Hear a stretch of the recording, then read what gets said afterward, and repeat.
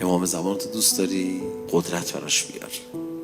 به خدا روز قیامت تأسف میخوری. لحظه ای فراغت پیدا کردی قدمی برای قدرت دین بردار، و الا میترسم جزو کسانی بشیم که رفت پیش امیرالمومنین گفت آقا جون دوستت دارم. آقا فرمود دروغ میگی. تعارف نداره.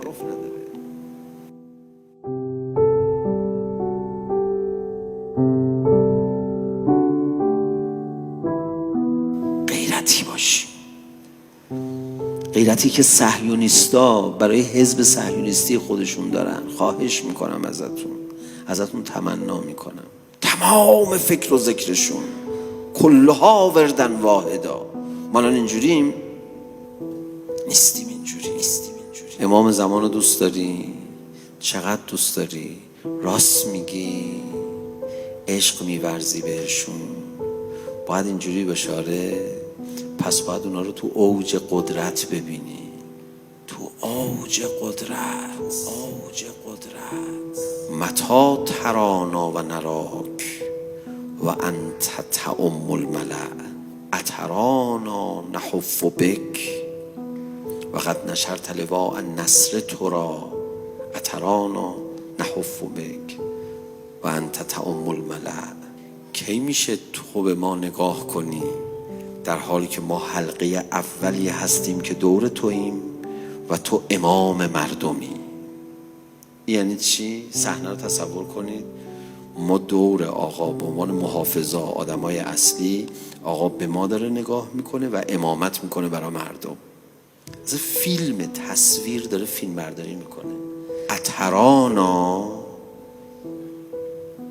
آیا تو ما رو میشه اون لحظه ببینی که نحف بک دور تو هستیم در حالی که تو امام مردمی در اوج قدرت قرار داری؟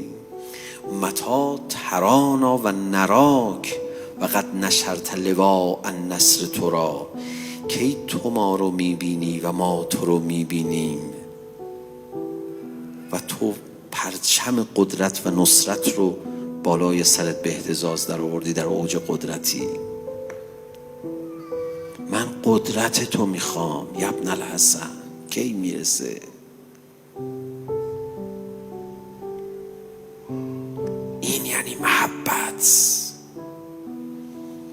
محبت به امام زمان عجین شده با محبت به قدرت امام زمان. امام زمان تو دوست داری؟ قدرت براش بیار. هر کی هر کاری میتونه بکنه.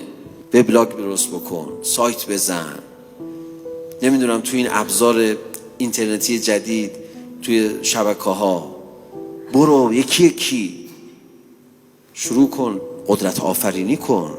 تو عرصه رسانه ها قدرت بیافرین، مردنی نباش.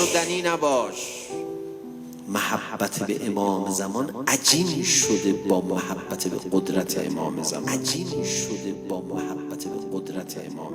امام زمان تو دوست داری؟ قدرت براش بیار. من قدرت تو میخوام یا ابن الحسن.